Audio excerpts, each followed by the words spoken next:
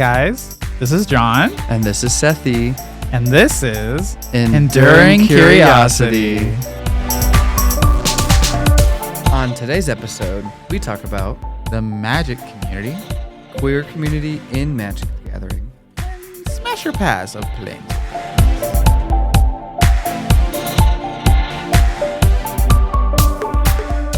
Hi, Sethy. Hey, Jon. How are you doing? I'm doing well. We had some games over the weekend. We had a lot of games over the weekend. Yeah, we crushed it. I mean, I crushed it. Twice. I won 2 out of the 3. Well, you may have won 2 out of 3 at one game night, but I won the big one at the other game night. The big dog, the big kahuna. The big kahuna. We had 2 separate game nights, and one of them was with a group of newer players. Right. Showing new players how to play. And then one of them was the group of very seasoned players. The classic. The home dogs. How did you feel about the games? They were all really fun.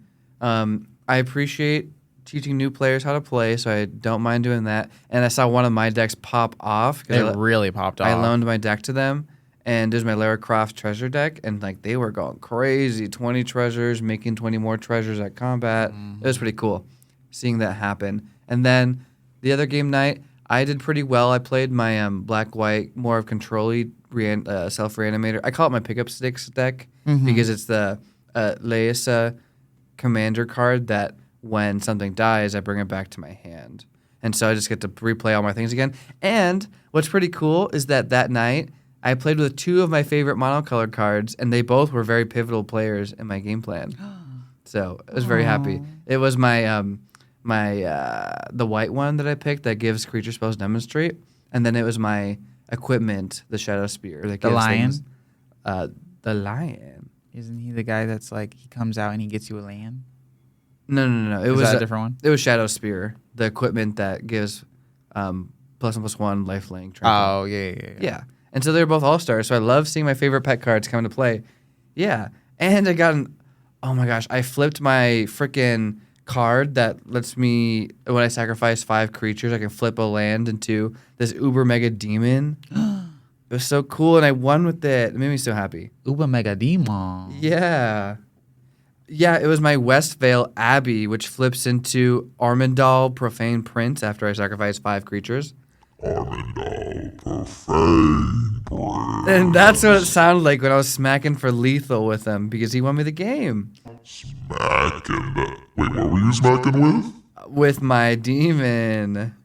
Oh, a demon. My demon all over the place. Just smack. And then I won. It's a freaking 9/7 indestructible flying lifelink haste creature. Oh, you showed me. Yeah, you showed me. I've never gotten to flip it before, so I was very happy. I love when that happens, when you have a deck that's like, you are like, oh, I put these cards in here and I can't wait to do it in this certain combo, and then sometimes you just get one piece that does the thing and you're like, yeah, or you get to get everything together and you're like, yeah. Yeah, it's like an achievement unlocked for me of like, I finally did the thing with that card. I'm very happy with it. It's like win the game, alternate win conditions. It's like, I finally won the game with you. You did your job. I'm so proud. You're so proud of you. Yeah. I'm so proud of you. How was your experience?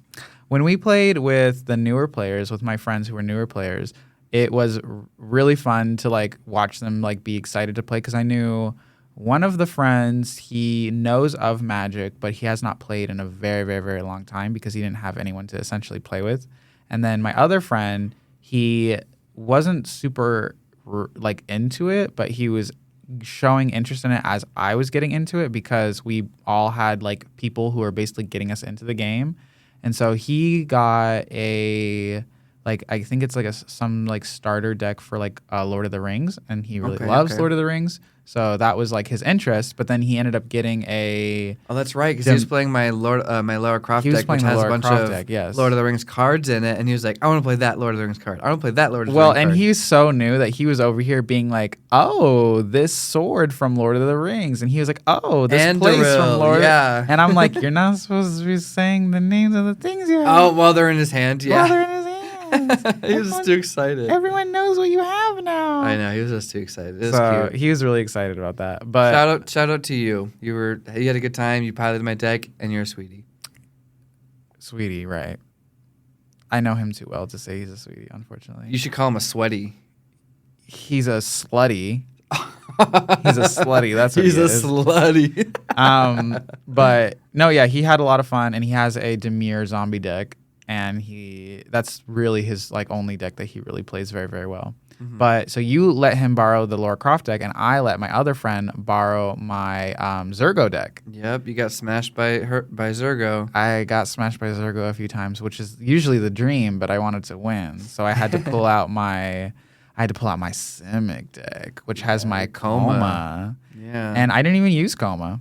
yeah. I literally it's didn't a big even need to mana use the cost, Coma. but like he's just like threatening to come out whenever you want, but you don't have to play him. I literally do not have to play him. That's an interesting commander design. Like a lot of people tend to like just play like engines as their commander, and so you having like a top end finisher as your commander is pretty fun and different. I respect that. Well, honestly, and I just got really good hand too. So like, and I think all of the games I started this week, all of them started with really good hands. You're feisty. I was very feisty. But I enjoyed that game that we played because I won. Oh, okay. Yeah. You were king made there. I was one there, and it's good. It was because I got my guy out that gave everything counters and then doubled those counters. Oh, that was good. Zaz in the Final Fantasy set. Yeah. Yes, and then he tutors for a land or a bird, and I decided, wait a minute, I do have a bird in this deck. Yep. You gave us the bird. I gave y'all the bird, and the bird was flying, and said every time I draw a card, put a +1/+1 counter on this bird. She grew. And let's just say she grew fast. So many people do not play answers for flyers, and it shows. It shows. And when she grew really fast and she became a 11/11, and then my other bitch became a 19/19, what were y'all going to do? Cry. And he did. And he died. But then the other games we played with my more experienced players, I got to test out my newest deck. I was so happy about. I got to test out my Werq Cyberdog. Oh yeah, your brand new Cyberhound. Yeah, you got it in paper now. You finalized it. I finally got it all, and I cannot tell you how joyful it is when you have like a deck either that you have constructed or you have been waiting for to construct come together and then not only perform so incredibly well when you do it, like first time, it was like me and the dog, and we were like, we've been through some shit. Aww. We've been waiting for this moment, and now we stomped. We stomped good. And literally, it's hilarious because in the first game we played, I was running against a like aristocrat, like reanimator deck too, yeah. And so Rex having the ability to literally eat monsters from the graveyard came in super clutch because I was like, oh, is that a drain piece? Let me just eat that. So you have no idea. Right, you're not going to reanimate that next turn. Nice try. You're not reanimating that creature. I'm eating the fuck out of the bitch. Now, of course, my mistake was that I was trying to spread the damage so that way I could stop both. Two threats. Yeah, I was trying to stop 2 threats, but I should have been focusing on the life gain, life drain reanimator deck because if I focused more on that bitch and I made him mill more cards, I could have eaten more of his pieces, and then I probably could have changed the game, but then it would have been a toss up between me and player 2, and player 2 getting out very powerful creatures and what answers they would have had to that. So it would have definitely been a different game, but I still had fun because I got to watch my deck actually pop off, and I was very happy. Yeah, I know with like aggro decks and stuff, if you see like a more of a late game control deck, maybe it's worth it to use your aggro resources against them because that's like the counter to your overall strategy is that control late game. Right. But that just goes to show that in Magic, there's a bunch of new players, a bunch of older established players, and so we can kind of go into talking about the Magic community as a whole. I know you wanted to bring up some things. 100%, yeah. And so let's hear it, sis. So obviously, again, being the Bosco, the relationship. Those, like, you have a year and a half now. Getting pretty close to of 2. Experience. Getting pretty close to 2. Yeah. I would say the Magic community has been very interesting in a way that is not like different really from other like nerds who love like a gaming media, board games, video games, even art. I feel like in the Magic community, we have a lot of players who there's like split factions in the sense that like we have a lot of players who they love like the lore of Magic and they love more of the older type of Magic. Yeah. We have people who love The newer old heads. the old heads. We have newer players who love like the newer kinds of Magic and love seeing like more whimsical things. We have people who are just in it for the art. Like we have people who literally are just like, this just seems like a casual fun thing I want to get into. And then we have people, of course, on the other side where it's more competitive, more of something that they're like, I want to dedicate my time to learning this and getting the rules down and like playing games where I feel like I can come out as top dog because I put a lot of hard work into this, essentially. Yeah, I've seen people of all spectrums here in Magic, which is cool that like Magic can incorporate all those types of people. And there's like the competitive side, the 1v1 formats, like the grinding people, and then there's like Commander, which is always like, is usually more like fun focus, doing something very unique and interesting. And even it was funny. I'd say I consider myself more of an old head just in terms of like I'm playing a long time. I love the lore, but it's really inspiring. Audience, he is the oldest head. I'm a geezer. He gives the oldest head. And it still satisfies. Let me just say that.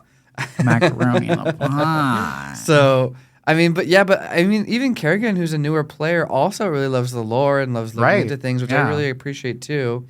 So, I definitely think we should do a lore episode. I'm so excited. 100%. I'll school you and back. But there's so many cool things that people can enjoy about the game. And, it's really nice seeing that.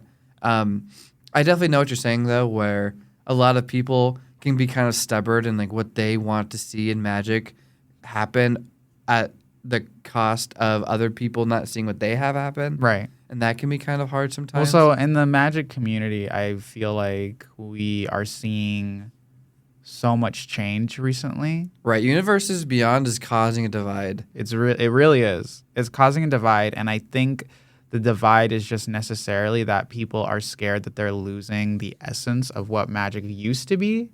Mm-hmm. But funnily enough, I've actually been having some conversations with some friends that outside of Magic, it was like outside of like talking about Magic. And there's just some like personal things in life where I'm talking about like what it means to have relationships where things change. Mm-hmm. And sometimes you do have to mourn what something was in order to appreciate what it is now. Ooh, what a big topic. Well, you should be a therapist. This is a therapy time with Jon now. This is therapy time with Jon. And I'm just saying it in the sense of like, I'm not saying that necessarily like what's happening is good or bad, but I will say if what is imperative is it's imperative for a like gaming company or any kind of company to experience change. And I think what change is happening is positive because what the change is necessarily saying is it's becoming more open. And I think I understand how people want things to stick to how they used to be, but I think once something gains enough traction, you have to realize it's gonna change. Like getting something becoming more popular, something becoming more mainstream is gonna change it. Like that's just how the die rolls. And yeah, I appreciate Magic and also like all of its forms, and I don't plan on abandoning this game just because Universes Beyond is kind of like the MO of the game right now. Mm-hmm. I know that for a lot of other people, it is causing that decision of like, I'm gonna quit because this is like all Universes Beyond now. And or they're just like constantly annoyed whenever a Universe Beyond. And that's hard. out. And that's really sad to see. And they're valid for feeling that because, it's like seeing so many different things that aren't Magic's IP and Magic's IP. It's like a whole different thing. And I don't blame you. I have a close friend who is in that camp of like, she's just so tired of seeing all these things and like the current design space of being so pushed to sell packs and like Vivi existing and being a menace in that way. Yeah. And like, it is heartbreaking because it is like the cards that you had before aren't going to keep up with the new cards, which is why, and also why I appreciate that a lot of Magic Magic players get creative with how they play with their cards. Like Cube being a format where like you can have just like a place for all of like the older cards that you really enjoy, or like old school format existing where like we're only going to use cards from this year to this year existing. Mm-hmm. It's really important because a lot of people care about that era and that timeline of things, that it's like preserved in a beautiful way that you can guarantee to come back to and it's still the same, you know? Yeah. And so I appreciate that the community is being creative with some of these negatives and creating new ways to do that. You know, Right. Dan, for example, none of those cards are like brand new cards. I mean, depending on what flavor of Dan you're doing. But I'd say the general I like sesame. sesame. I like spicy. Oh, But it just depends on like how you do it. But just creating things with the cards that you like is really inspiring. Commander usually fosters that idea as well. Yeah, And so- Commander is very tailored toward creativity. Yeah, like And- I'm like I love the plane of Theros, and so I've been brewing with. What if I build a deck that's only with the cards that were printed in Theros, Oh, that would or be only fun. with like art that's from Theros? Because like if there's like a Modern Horizon set, or if there was like a Magic annual set, like M19, M20, or whatever that had a Theros like character on it, I would include that in this deck. And like that's just a way to like embrace the game in a unique way, and just make sure you keep what you enjoy to your heart at all times. Right. That's important. That is important. So, like, things that I have experienced from the Magic community, I will say I have experienced a lot of, like, I see a lot of joy and I see a lot of happiness. I see a lot of people, whenever they play Magic, they're very excited to test out either if it's a commander, they loved showing off their commander. If it's whenever we play pre-releases, people are just excited to be involved in something that is, like, new and exciting. And, then there's, like, just like people and like content creators and what I see them like crafting and creating and how they like create their algorithms and like how they do stuff, and like that is also fun.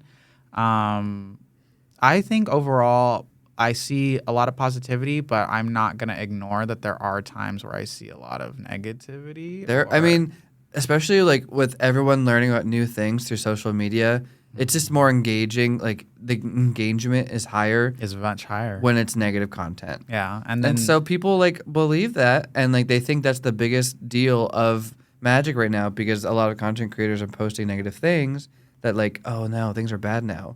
And like it's just important to make sure that you have your own informed opinion, and like because I mean, there's always going to be something to complain about in anything. Right. And so I remember that in my years of playing Magic, now is like the universe beyond hate. Maybe 2 or 3 years before, it was product fatigue, just like too many cards coming out, too many sets coming out, Right. that sort of thing. Maybe 3 or 4 years before that, it was like the commanders, like the color identities of white and red were just so weak in Commander that it was like really sad if you were to play a Boros deck, for example. There wasn't many options to like land ramp or to card draw or anything. But there's always things like that are going to be upsetting, like that you can find that people say like this is the biggest problem in Magic right now.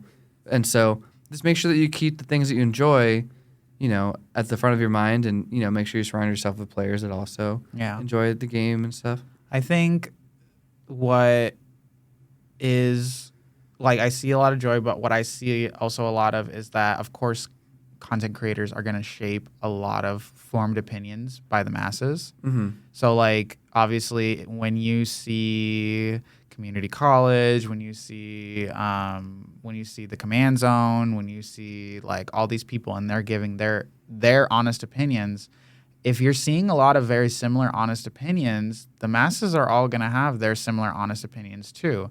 And a lot of that is just because I feel like it's not necessarily like people don't have the option to voice their own concerns, because I feel like a lot of people do have that individuality that they can voice their own concerns. I just feel like a lot of times, because we look up to these people, because they are so worldly, they are so knowledgeable, we do consider them to kind of be like experts on something. Yeah. We have a habit where we fall under their opinions without critically thinking what they're saying might be right, or the person might even agree with, because some people will say, and it's a hot topic, so we always come back to it, but Spider-Man, and obviously a lot of people did not like Spider-Man, but I question whether a lot of that was because genuinely people didn't like Spider-Man, or because how Spider-Man came out and the experts who love Magic did not like how Spider-Man came You should out. be on. You should take the survey. You were part of the people.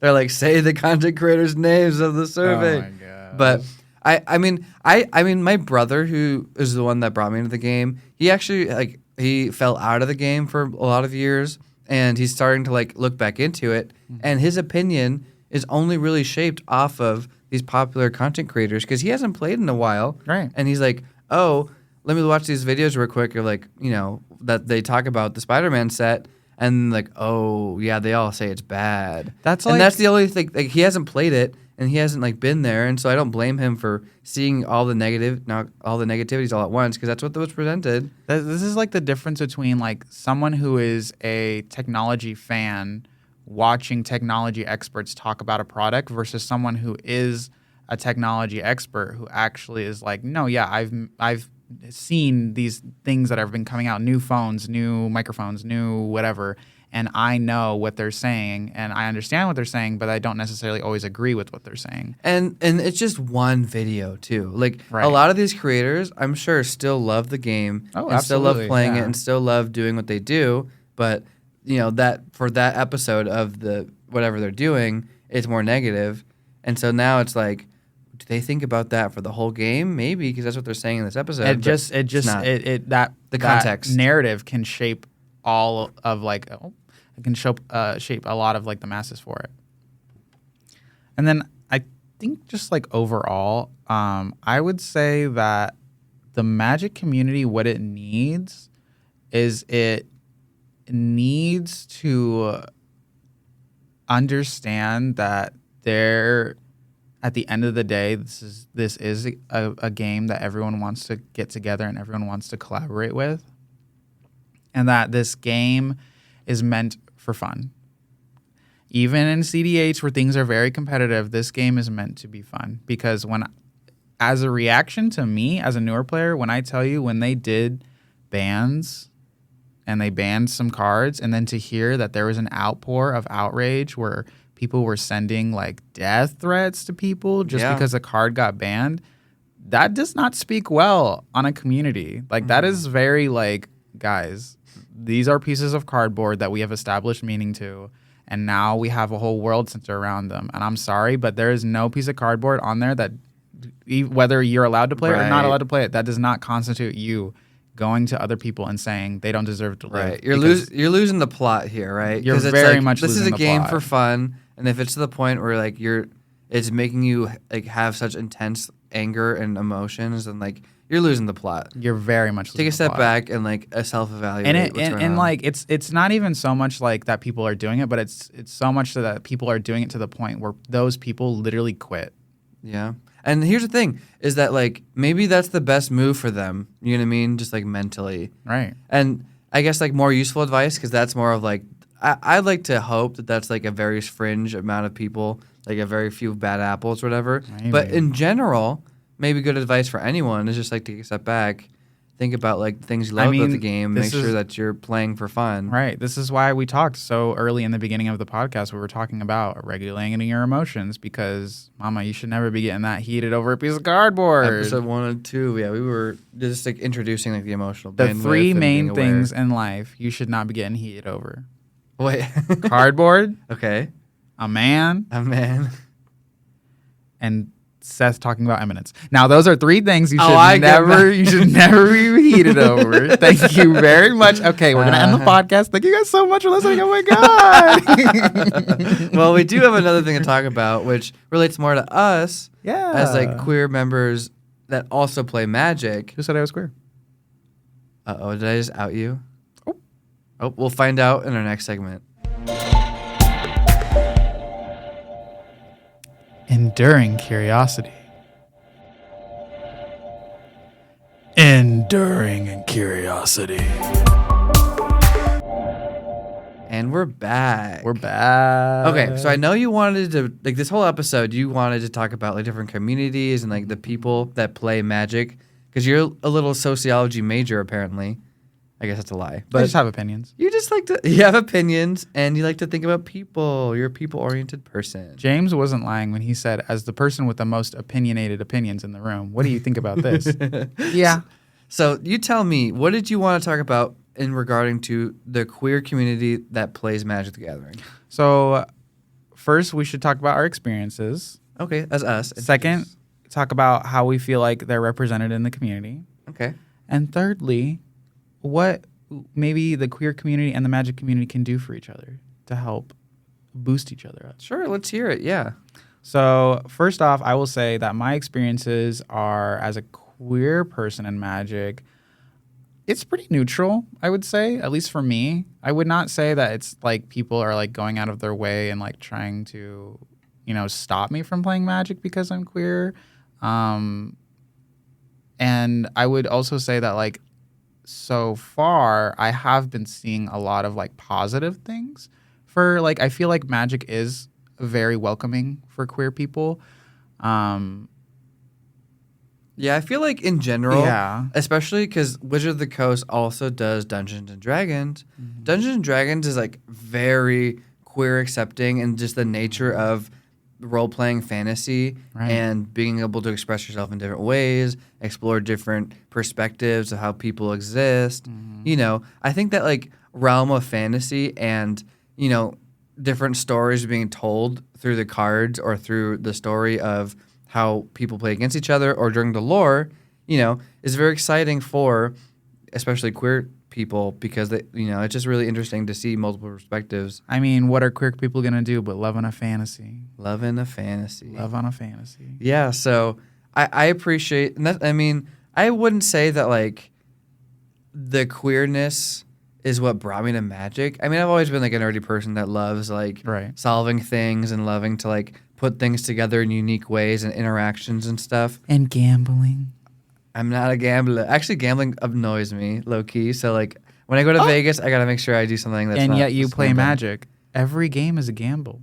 It's a gamble. It's odds. I do like odds and like the math behind it and like making important decisions off of like limited information. Audience clip that. He just said he loves counting cards.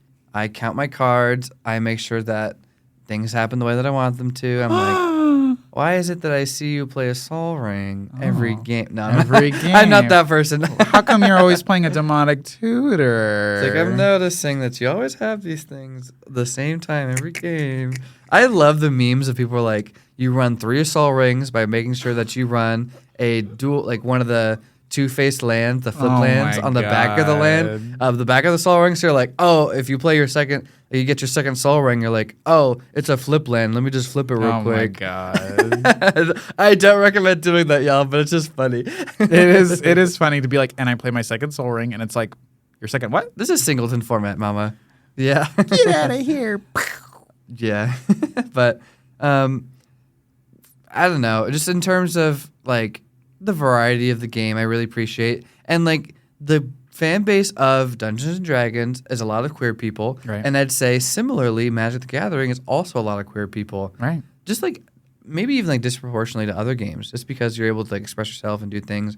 I mean, I've met a lot of queer people like us.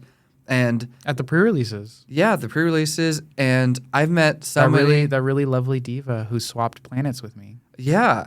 I mean, they're definitely like low-key is a lot of like trans women that also love to play Magic. Oh, And shout out to them. absolutely. Love y'all. Absolutely. Because it's like, I just love to see it. I mean, some of my closest friends that play Magic are trans. And Yeah. like, maybe like just like that sense of like fantasy games and stuff is like what attracted me to the game also attracts them too, I also think it depends on the fantasy of the set too.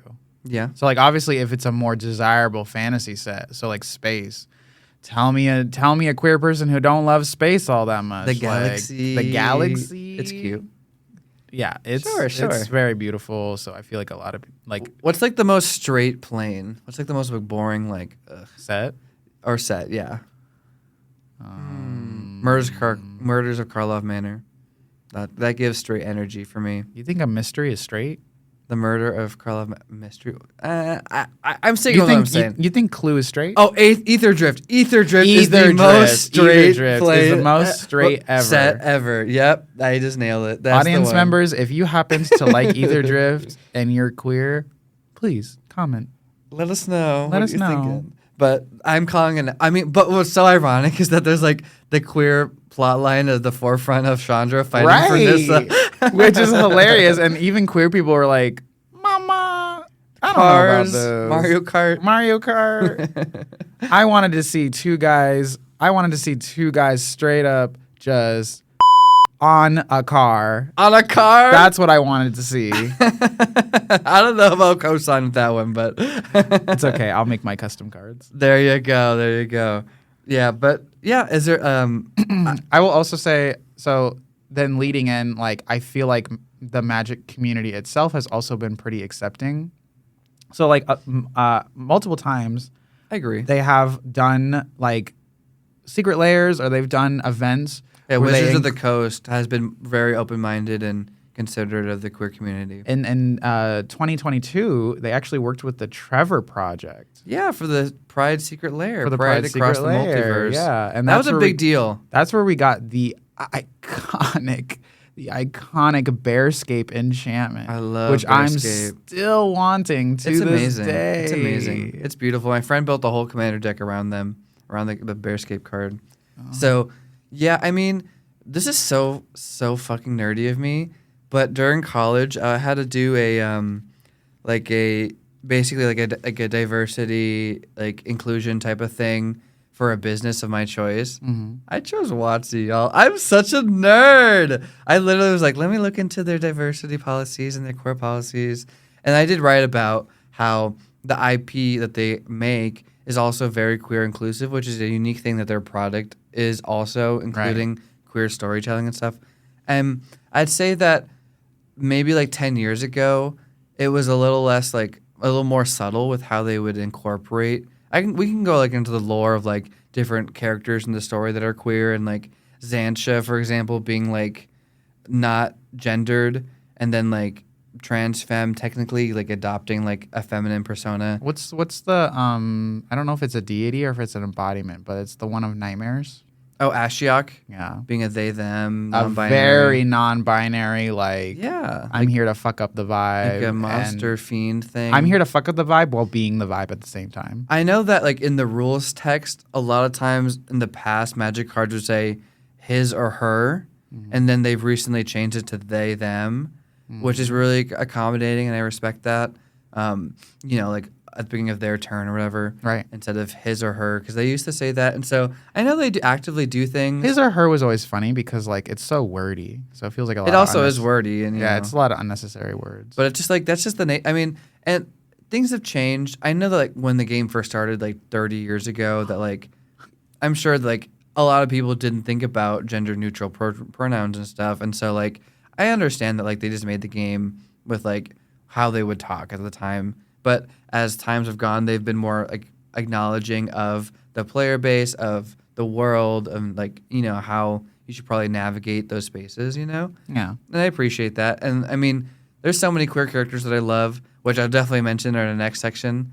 Yes. Because, I appreciate the representation, and I appreciate the thoughtful like storytelling beats that they have in the game. I was gonna say, what if when earlier we were talking about when it has that segment that says like target player searches his or her library, what if it was like, oh, well, you can't target me because I don't go by his or her pronouns. And then it's like that Yu-Gi-Oh moment where it's like, oh, how can I target a player that doesn't have the gendered pronouns like that? That's definitely been brought up before. I love it. I'm sure it has.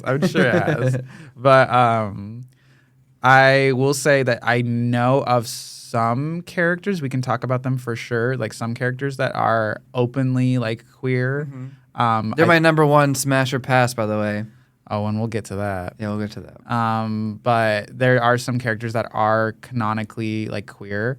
And I will say I love seeing like male loving male, women loving women.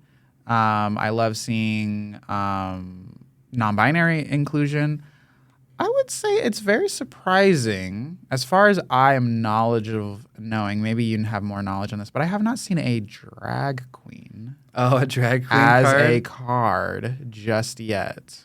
Yeah, and I would love to see that, because I think a drag queen and a drag king because I would love to see, or a drag they them. I would love to see this kind of inclusion where we go a little bit deeper into like the gender expression and whatnot. I wonder if we'll ever get that. I actually really don't know if like. I think it would slay. You know what says gender expression that slays harder than anything? A changeling, mama. A changeling. I need it to be a drag changeling that does a death drop, goes from one outfit, changes straight up into another outfit. That's like, so fun. Mama, slay. And I've seen a lot of custom cards that and like, then it could have abilities like if you pay, it could be a 5 cost, maybe a legendary creature, but doesn't necessarily have to be. But it could be like if you pay a green, turn this creature into a bear. It could be red, turn this creature into a chameleon or a lizard. If it could be black, turn this creature into a zombie. You know what I mean? So it's like every time you death drop, you turn into a different type of creature, which could like fit in your deck somehow if you need it, like certain deck You typos. definitely need to bring this up when we do our custom cards because you've come up with other custom cards that are pretty cool.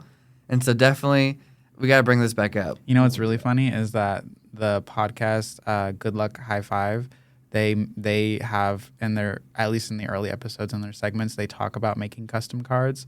Some of them are definitely super silly, but then some of them are like, "Aw, that's really sweet," like a milkshake card. Oh, that's cute. So They were on the food tokens like 12 years ago before food tokens existed. food tokens even came up. That's cool. They said milkshake, but I think it was a creature. I think it was a milkshake creature. Okay. But Either way, yeah, either way, you know, I would love to see drag in Magic because I think drag is already very popular, and we have recently seen drag queens playing Magic. So I think that's a very, very easy way to be like, let's add some more of that. They're already both like Magic is already super popular, drag is already super popular. Let's see how we can like combine that, and let's see what can come of that. I wonder if they'll do that. I mean, I like the idea too, of course, but it's like it just depends on if they're willing to go there. And of course, above all else, I want it to be well written in the story. Yeah. I want it to make sense. I don't want it to be Heavy-handed. I don't want it to be heavy-handed where it feels like someone's like, oh yeah, I have a drag queen friend, and it's like you didn't ask any of their perspective, you didn't get any of their input. Yeah, they just show up for one thing. They show up for one thing, and then they sashay away at the end of it. Like, oh, sashay away as a card would be hilarious. Oh my god, a murder spell or something. Yeah, but it's like, I mean, I hope to see it, but I know that like they definitely have been more upfront with their queer characters. I know Sammy from Edge of Eternities was a big deal, but like people still like were mad about them existing and like, oh my gosh, the flavor text says they them. Ugh, and it's like, guys, are you really gonna be that crazy about it? I think the thing about it is that no matter what age we get into, people are going to be upset about it. But I think what is more impactful now is that as time goes on, there's more and more love for it. Yeah, and the thing is, like, I don't want to be like the big like sociology expert here, but I know most of the time when people have those homophobic takes, almost always it's just because they had a lack of representation of those types of people in their lives. They just haven't seen it before, and so they think like all of the evil things they hear about it is what every single one of them are, and so it's like really unfair because it's like, oh, your friend's probably like one of your friends is probably queer, they just didn't tell you, or like, oh, one of your aunts or uncles is probably queer, you just didn't know. You didn't know. Oh, these characters on these shows are queer, and like you just didn't think about it, or like, you know what I mean? Like the more that you realize that, like, oh, hey, we're normal people too, you know what I mean? Like we exist, we have our ups and downs. Like, I will also the more say, you'll realize that it's commonplace. If you've only ever seen a regular cow, you would have no idea that strawberry and chocolate milk cows exist. Right? It's like you got to go to the farms we're going to. Mm-hmm. And you got to meet these cows because they have stories and they give good milk. Okay. I don't know if we're gonna say that we're cows, but it's a cute little metaphor. Heifer. I would love to see a chocolate milk cow. Chocolate milk cow. The brown cows. The brown cows. Yeah, stunning. I will also say part of what I would love to see is how also like, and we've already seen part of it. Again, how I mentioned how we saw Bosco and Irene the Alien playing Magic. Yeah, shout outs to Command Zone for doing that. And shout out to Command Zone. Tulare Community College also doing that for their Pride Month. You did do a good thing there, and we will give you props to that.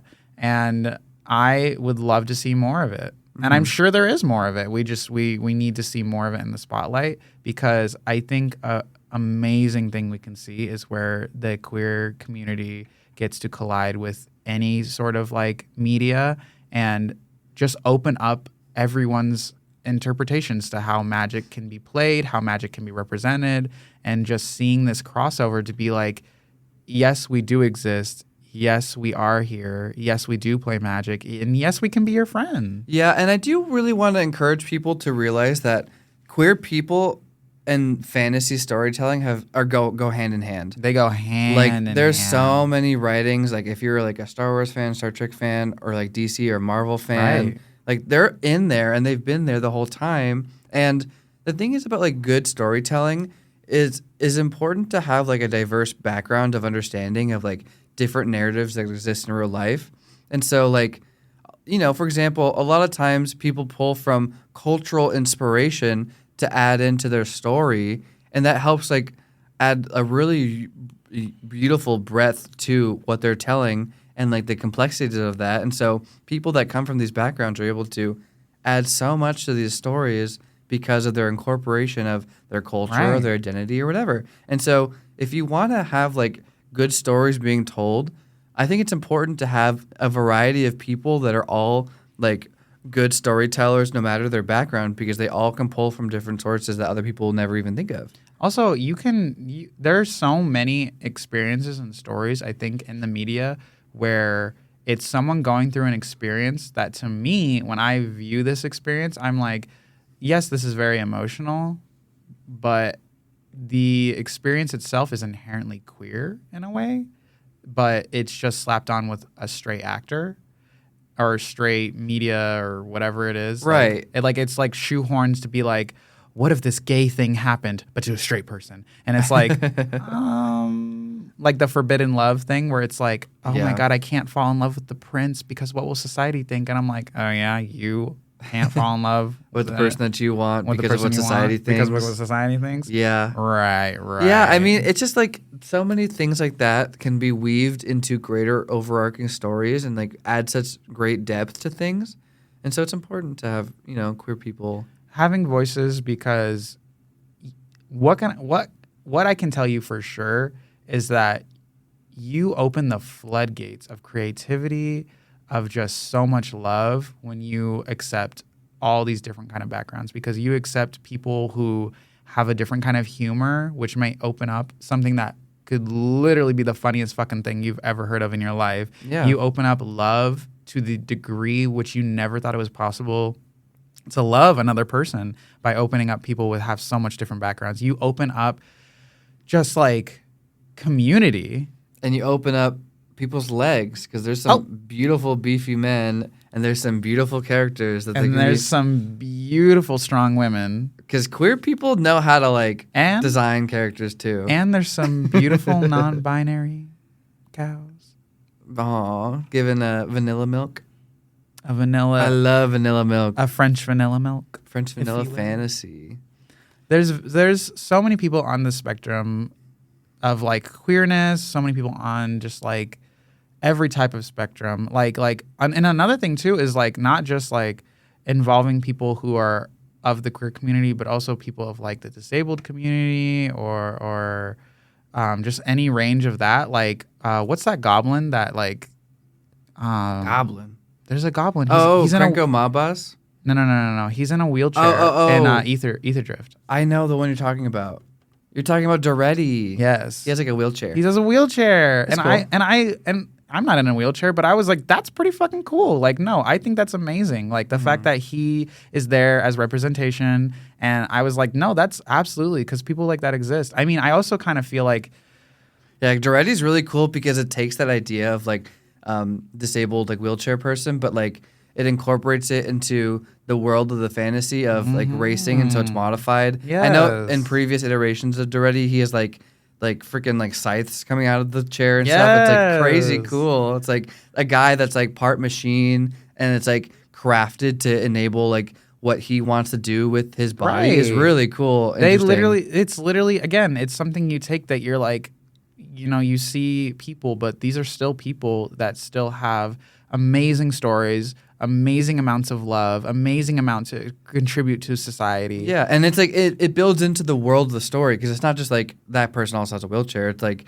that wheelchair is crafted and designed in the character's idea of what they want to do And how they want to be. and so it's like a character design idea of like physically this is what we were able to storytell just by the design of the character.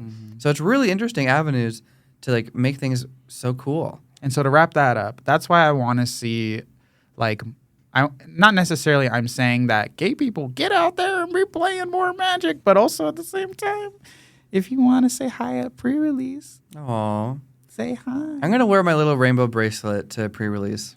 I'm sure the visibility will be helpful for me and other people. Maybe I should wear a dress.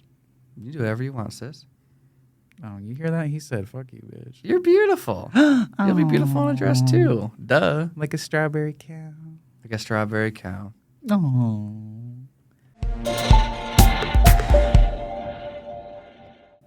Enduring curiosity. Enduring curiosity.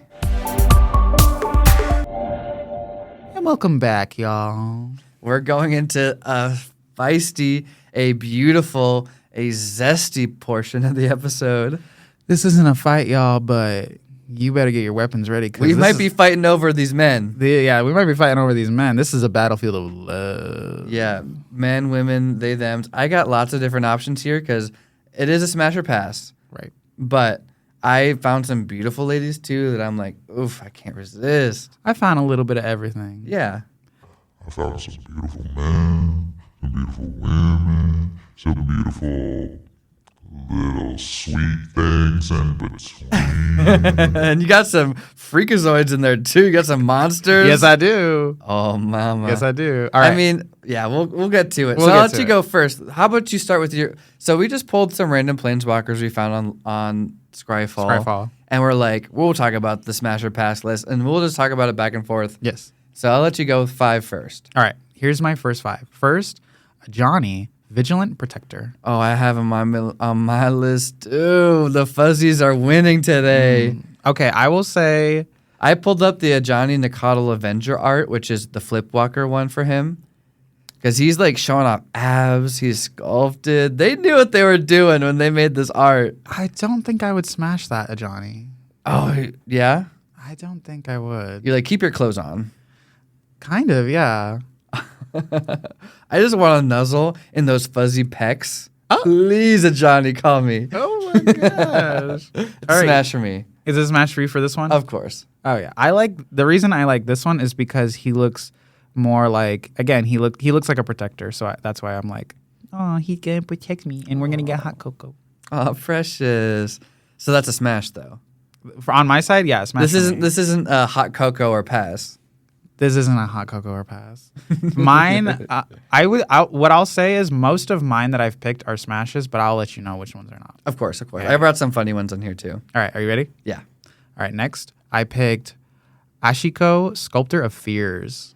Oh, Ashiok. Ashiok? Yeah. Is it Ashiok? Okay. They're like, the lore behind them is that they can like manifest your worst nightmare, basically. That's why I said earlier, I was like, they are the vibe, but they bring the vibe that they're going to ruin your vibe. That's why it's a pass for me, because I'm literally going to be terrified. I'm not into like being scared. You know what?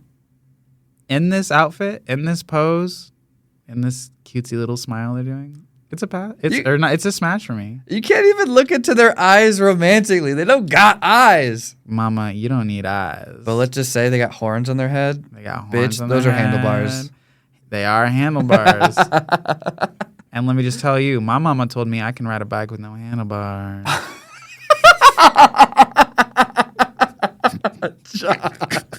Ride that bike with no handlebars. It's a pass for me. Okay, who's yours? Who's yours? Do you want me to go start? Do you want to do 5 first, or do you want me to go? I'll go.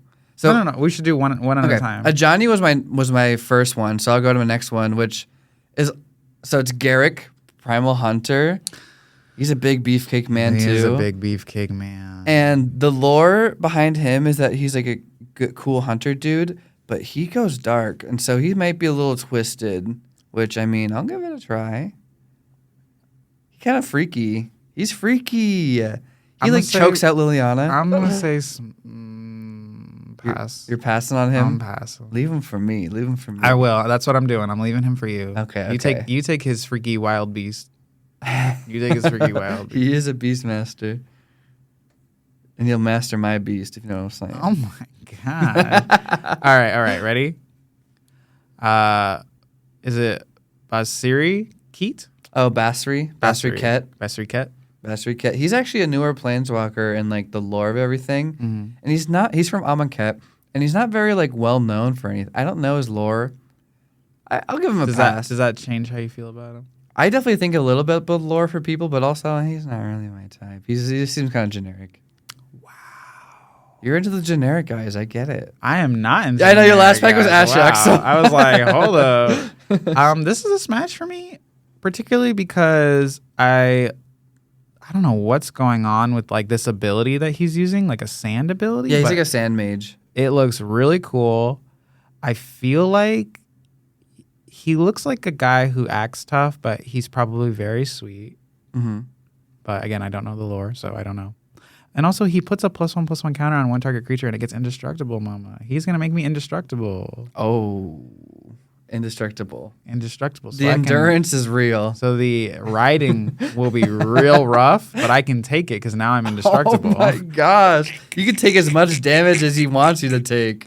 Damn. I'll take all the damage. Holy shit. That's crazy. I picked Miss Stanosha herself, Kiora, the Crashing Wave. She's from Theros. And she's stunning. She's beautiful.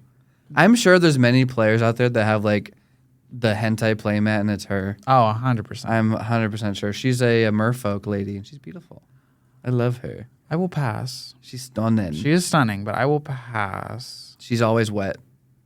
She is always wet. She is always wet. But to me, she's not, for merfolk, she feels more, She's too dainty.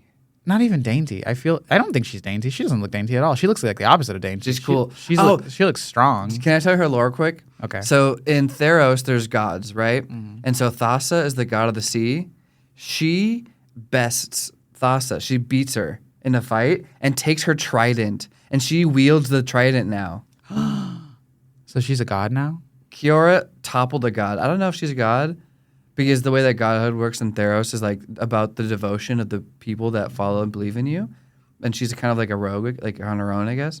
But she's so cool. She's cool. That's why I was saying she looks strong. And I think for me, if it was merfolky, I would want the more dainty. You want slimy. I did not say that. Okay. Who's your next pick? Miss Bobbert. What the hell is this? Bob the drag queen. B-O-B. The Beebles? The bevy of Beebles? Bevy of Beebles, mama. Crickets. I need to hear what you're saying.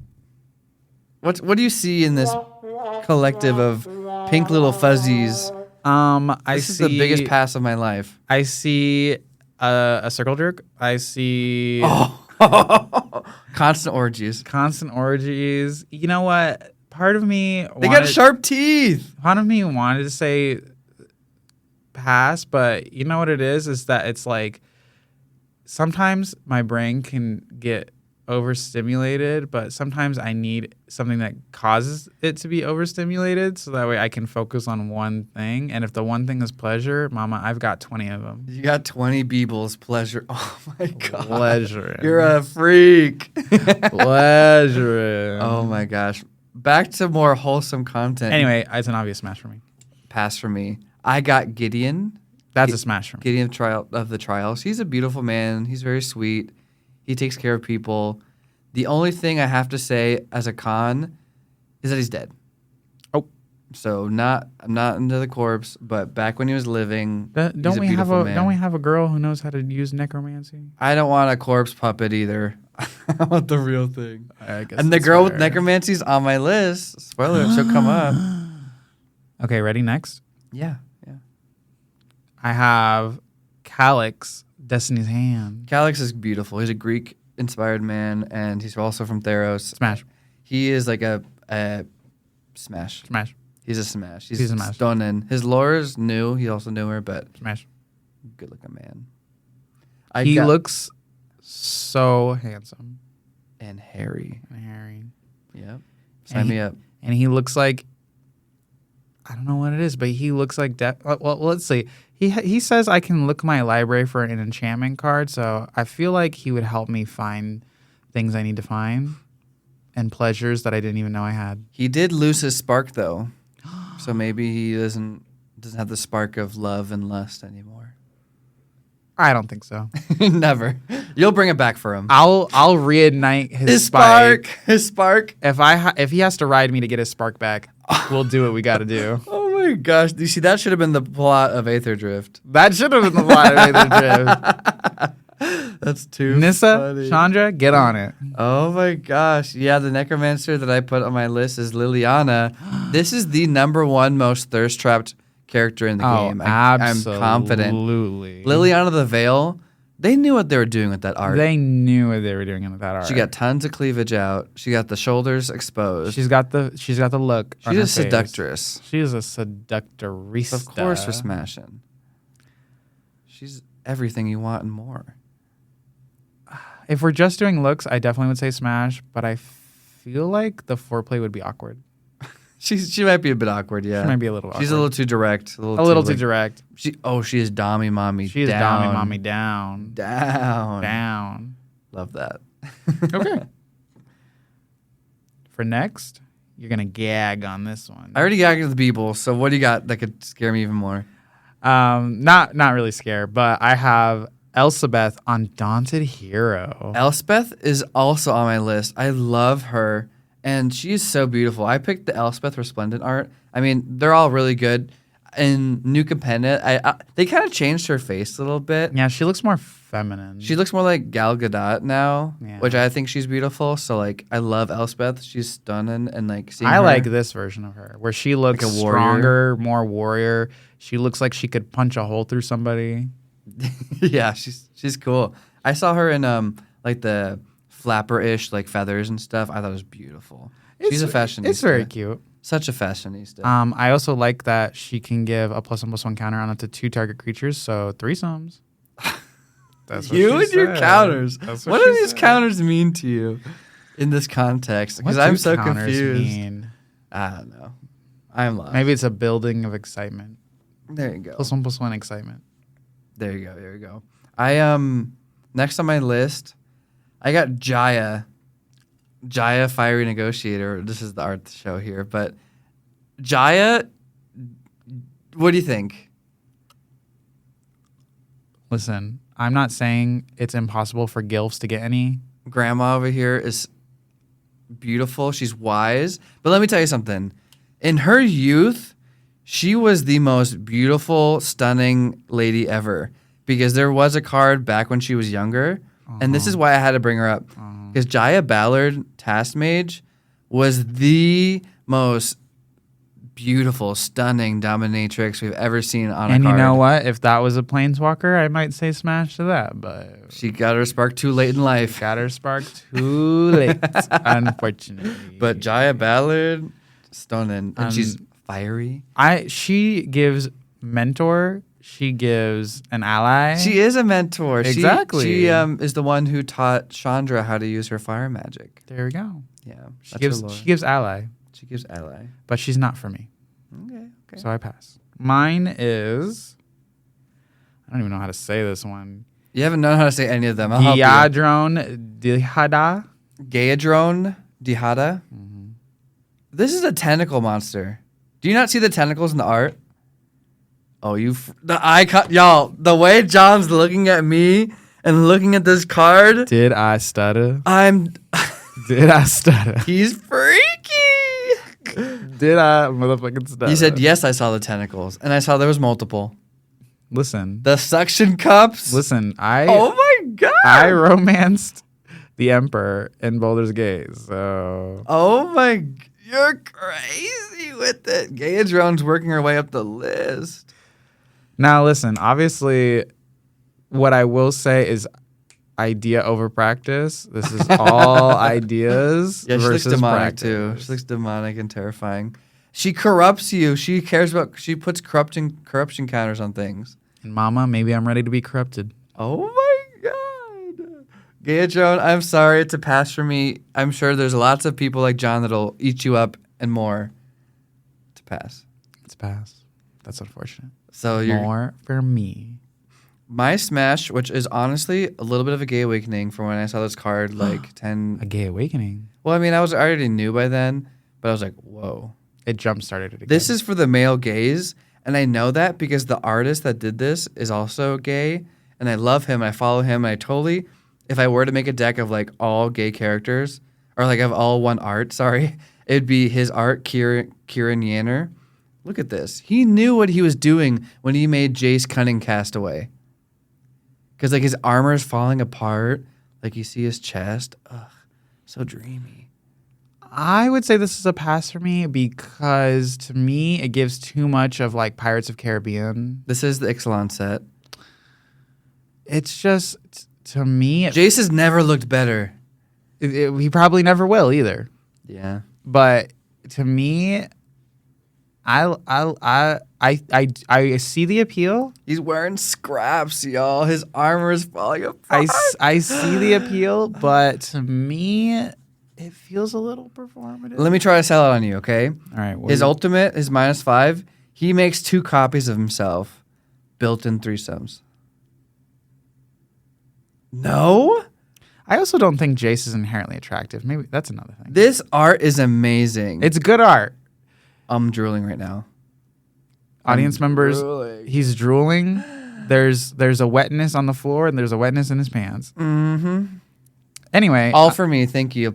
Smash for me. it is a pass for me. This is my next one, Grand Master of Flowers. Y'all, this card is so boring as hell. It's very boring. And this is the most generic twink I've ever seen in my life. It's It's a pass. a pass for me too. Oh, I thought you liked him. I said most, not this bitch. Yeah. But I will say again, giving mentor, giving mysterious. One of my friends earlier, when I showed this art to them, they were like, "Oh, this looks like, oh, they're a god. Oh, it looks like instead of kissing the princess or kissing the prince to get like from a frog to a prince, this is like you suck the dick of this old guy and he turns into a god." Oh my god. Well, I think the lore behind him in D&D is that he's literally like that god dragon, Yes, and so it's like, this is your human form. Why can't I have you at your dragon form? right. The dragon form. If there was the planeswalker dragon form, it probably would have been better. But instead, he looks. Yeah. Next, I have Nico Aris, which they were a planeswalker, and then they got desparked, but they're beautiful. I remember seeing them with. I think like the shard tokens are super cool. Not in the bedroom. Yeah, not in the bedroom. Maybe Unless you're into mirrors. as like mirrors. Yeah, that'd be kind of cool. There are actually. some people who are into that. The mirrors, I think, could be fun. Well, because aren't the mirrors supposed to hold other people? I don't know, like the lore behind the shard tokens. I thought they were because the idea was that it keeps them safe. Well, either way, they're a cool card and they're pretty. So What I will say is that probably could mean a great orgy, but it's gonna be a pass for me. okay, it's a smash for me. A snatchable waist, but not the waist I'm snatching. This is Kaya, the inexorable. Inexorable back in Kaldheim where she got the Killmonger hair. Mohawks are pretty cool. She's tough.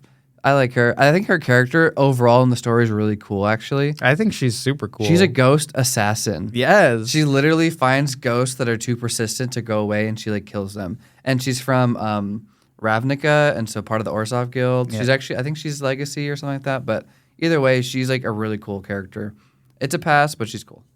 It's a smash for me. I want to be friends with her.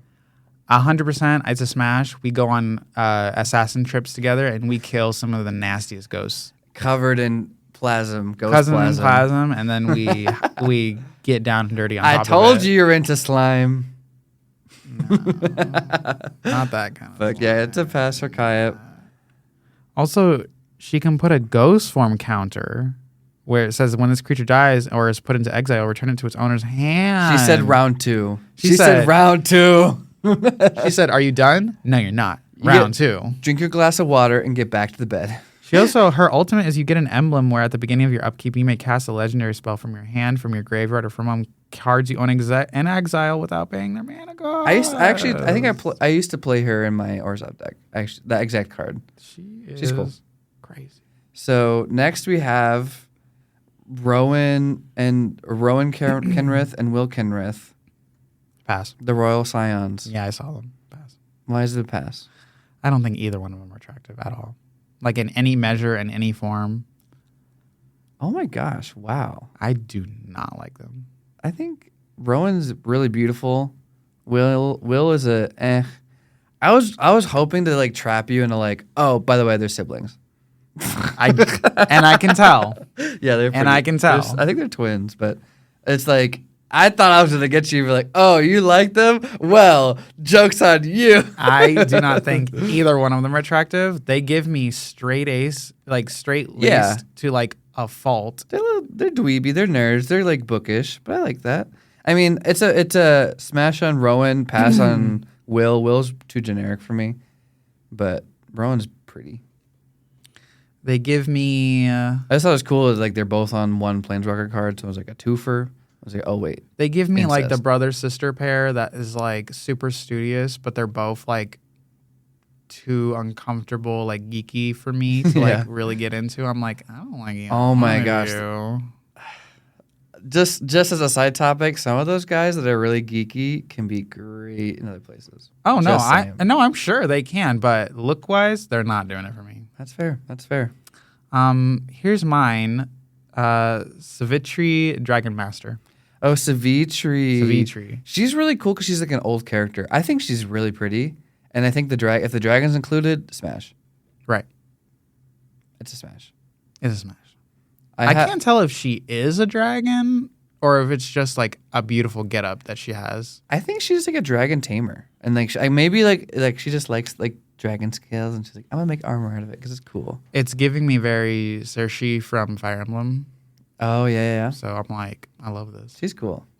She seems like she's like, you don't like dragons, and then her dragon literally barbecues the fuck out of you. I think I have 4 left. Do you have 4 left? I have 5 left. Okay, so that means yeah, I think mine overlapped with yours a lot. So I have, I think my number 2 of this whole list. Mm-hmm. One of the ones that also was like, wow, this is a beautiful man, and that's Venser, the Sojourner. I'm just begging for a deck to put this guy in because I love him. He's in my deck. He's in your deck? Which He's deck? in my Elsha deck. Oh, yeah? Because of his ability where he can make it where creatures are unblockable. Unblockable, which is a win condition on his -1, which I love. Yeah, I think he's beautiful. Too bad he's dead. He's handsome, but... Yeah, he's my smash. He's my number 2 smash. Number 2? Yeah. My next one is Dak Faden. Ooh, the greatest thief in the multiverse. Dude, it's so funny. Mm-hmm. His hand, that's not a glove. It shows that he's taking off his glove for that. He literally, so you know how like old school punishments, they'd like punish you related to the crime that you did? Like if you stole, they'd cut your hand off? Yeah. With him, they painted his hand red. They like tattooed his hand red because he's caught red-handed. Oh. And so he's a thief, by the way. But yeah, he's handsome. He's good looking. That's a smash. It's a smash, but it's like a one-time smash. Oh, one time. One time. Oh my gosh! Like one night stand with this guy. I described. He would do that to you first. Let's be real. He'd smash you, and then he'd leave the hotel room before you leave the hotel room. Well, see, here's how I imagine it. We're both at the Werq Christmas party. Okay. And we both had a couple boozy eggnogs. Boozy eggnogs. We always joke about how we're gonna sleep with each other, but we never do it. And now this is like the 4th Christmas in a row where we're joking about it. And then finally one of us gets ballsy enough and it happens. And then we're like, oh my God, I can't believe we did that. He makes the first move. And then never again. Yep. And I'm fine with that. I'm fine with that. Your dirty little secret. Also, he says gain control of target artifact. Any artifact. It's a really strong Which effect. means he's probably going to steal my lube. What a bitch. What a bitch. I have Nissa. I put Nissa Steward of Elements here. So I'm taking Chandra's lady. I think she's beautiful. She's a little like crazy. Oh. Because Nissa has like, she has identity phases of like she changes from like going goth She had like a black green version. Oh yeah. She went to I have that version. She went to blue green because she thinks she's like a hippie girl, and then she went back to green. She's a little confused, but she's beautiful. She's having an identity crisis, and thank Yes. goodness she has a girlfriend to keep her on track. Together, yeah. Right. She needs to be kept together for sure. Like they both have their own problems, but they complement each other's problems. That's how Right. they work out. Right. So, yeah, One's a hothead. One doesn't know who she is. Yep. And so I have her on my list. Mine is, we were talking about him earlier actually, is Duretti, ingenuous iconoclast. Bro literally has like scythes built into him. Wait, is his like stomach also machine? I don't think so. I'm scared. I think sometimes people who know how to use tools in the bedroom are better. And let me just be honest. Okay, that's actually T. That's T. Right. That's T. But I'm not into goblins. They're weird. Or Okay. sharp teeth. I don't know. Mama, they're not going to be like grinding I it like up. to- I like to They're not going to be kiss. grinding. You can still kiss with sharp teeth. I'm French. I'm French in that way. You French? I French.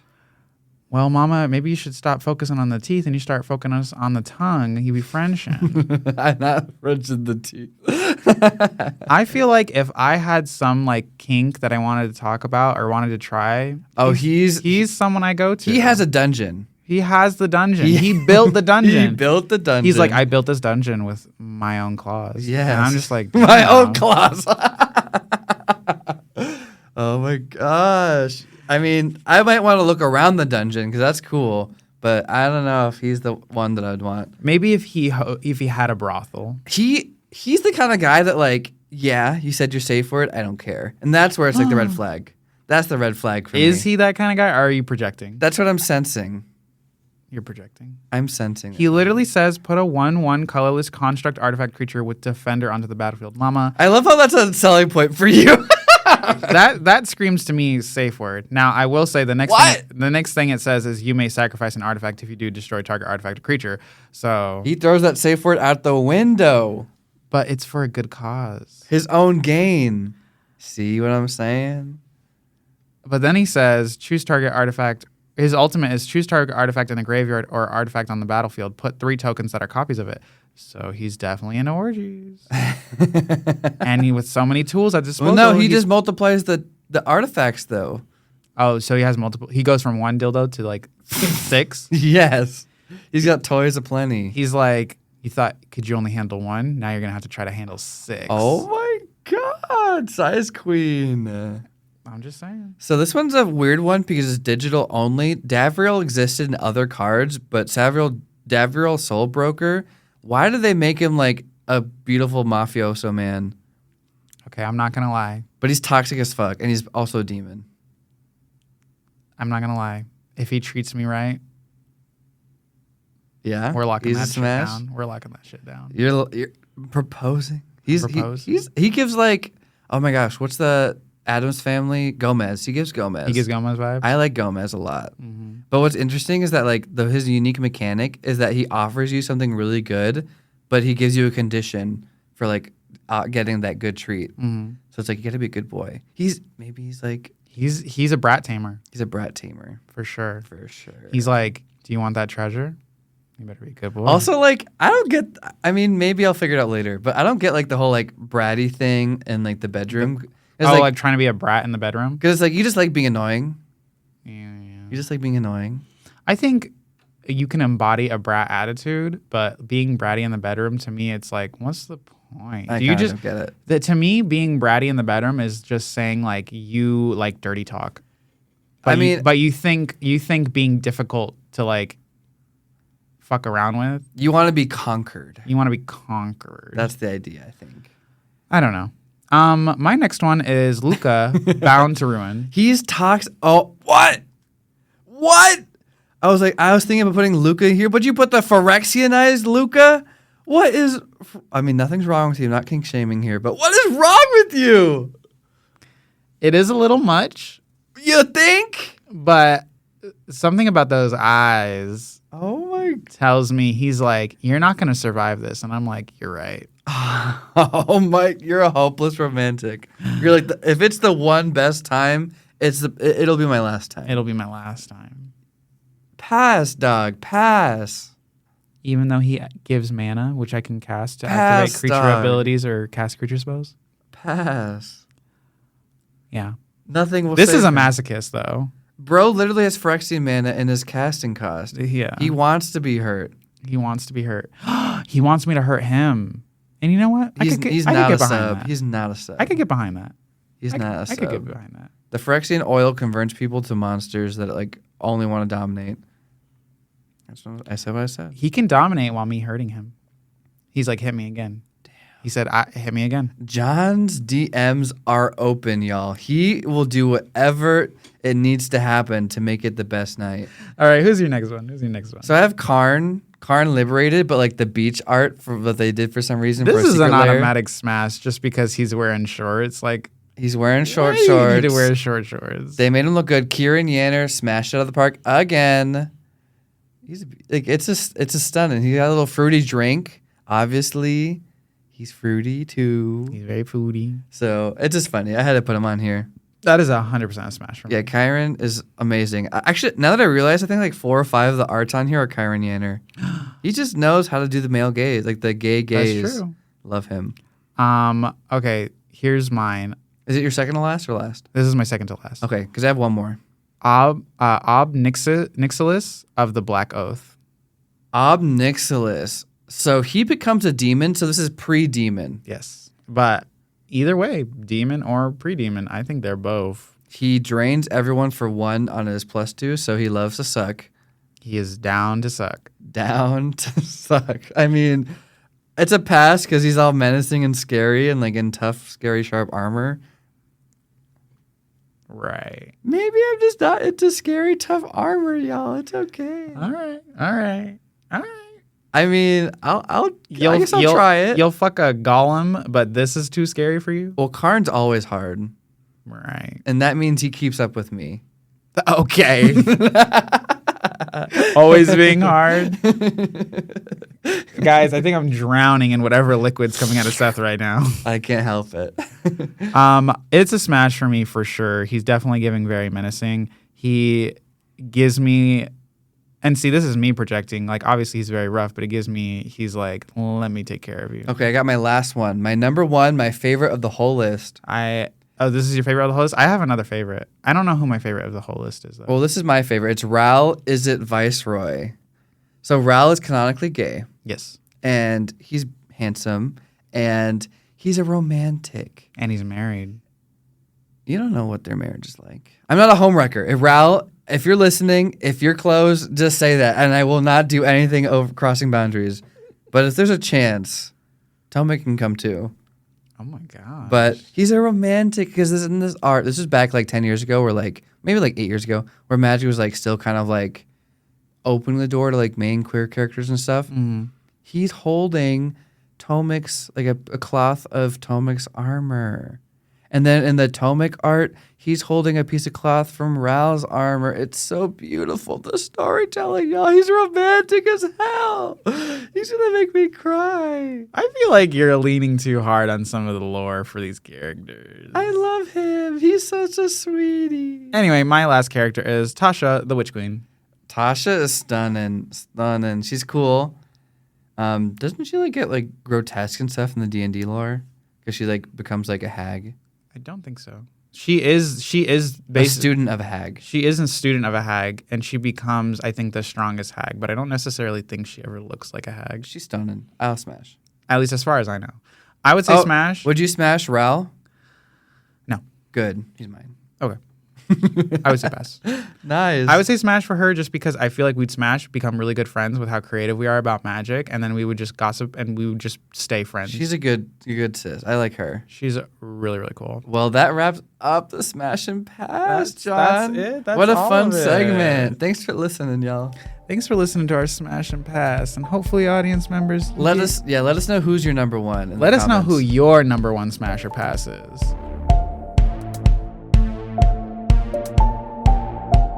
You just listened to Enduring Curiosity, Feel free to check out another episode. and this is your host, Jon. And Sethy. Bye.